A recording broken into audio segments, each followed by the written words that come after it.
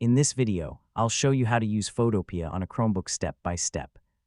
The best part is that you don't need to install any software because Photopea runs directly in your web browser. First, turn on your Chromebook and connect it to the internet. Open Google Chrome or any supported browser, then go to **Photopea, Wait a few seconds for the editor to load completely.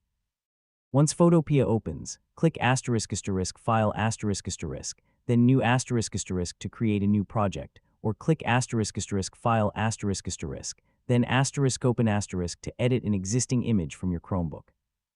You can also drag and drop photos or PSD files directly into the Photopea window. The workspace is simple to use. The toolbar on the left contains tools for selecting objects, cropping images, adding text, drawing shapes, and using brushes. The Layers panel on the right lets you organize and edit each layer separately, just like in Adobe Photoshop. You can resize images, remove backgrounds, add filters, adjust colors, create YouTube thumbnails, social media posts, logos, banners, and much more.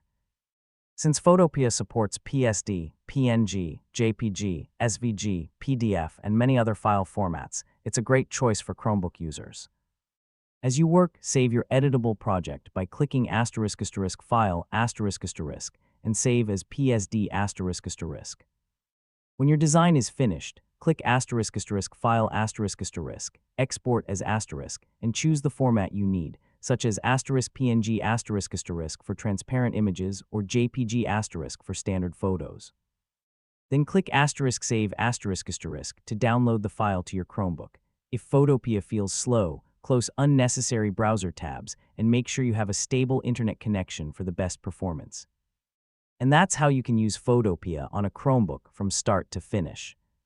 If this tutorial helped you, please like this video.